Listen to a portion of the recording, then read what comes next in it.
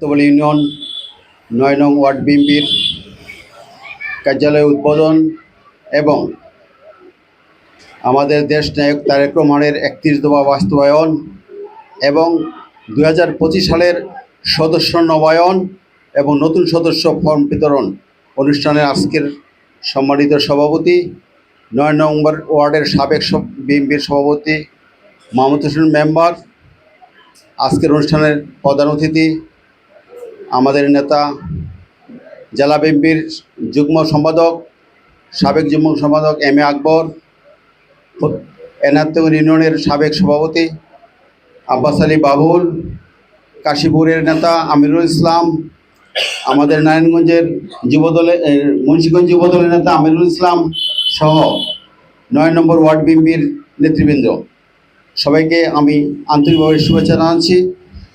অনেকের নামই বলা গেল না, কারণ সময় খুব সংক্ষিপ্ত। আরও দীর্ঘ সময় নিয়ে আমাদের এই অনুষ্ঠানটি করা উচিত ছিল, কিন্তু আমরা আরেকটা প্রোগ্রামের জন্য আসতে পারিনি। আজকে এসে গত ১৫ বছর যে ফ্যাসিস্ট সরকার যেভাবে শাসন করেছে, মানুষের কথা বলার কোনো অধিকার ছিল না। আমরা আমাদের যেই সাধারণভাবে আমাদের যে কার্যক্রম, দলীয় কার্যক্রম, তাও আমরা করতে পারিনি। দিদার অ্যাডভোকেট আপনাদের সন্তান, সে সব কিছু আমাদেরকে দেখছে, যে থানা, কারণ বোর্ডের মধ্যে তার সাথে প্রায় দেখা হয়।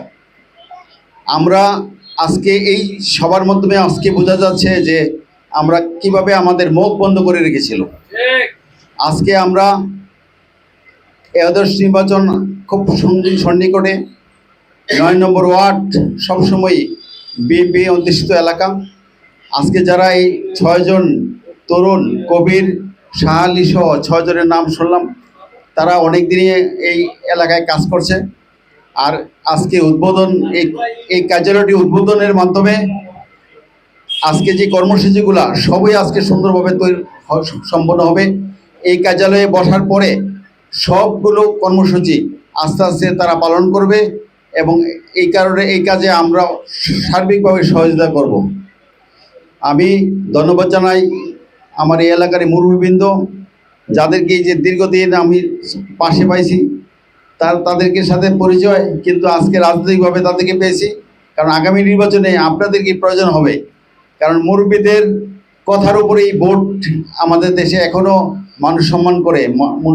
তাই মুরব্বী আপনারা যদি আমাদের রাজনৈতিক কর্মকাণ্ডে এগিয়ে আসেন, তাইলে আমরা আগামী দিন আমাদের জাতীয়বাদী দল থেকে আমাদের সাবেক যেই আমাদের নেতা ছিল ২০০৮ সালে যে এমপি নির্বাচন করেছিল আলহাজ শাহ আলম সাহেব, আমরা আশাবাদী উনি এবারও নির্বাচন করবেন এবং এই নির্বাচনে এই কার্যালয়টি ইনশাল্লাহ আমি মনে করি তার নির্বাচনী কার্যালয় হিসেবে পরিচালিত হবে ইনশাল্লাহ। আজকে আমি আর বক্তব্য দীর্ঘায়িত করব না, আপনাদের সবার সুস্বাস্থ্য কামনা করে আবার আপনাদের এখানে আসবো এই আশাবাদী ব্যক্ত করে আমি আমার সুন্দর বক্তব্য শেষ করছি।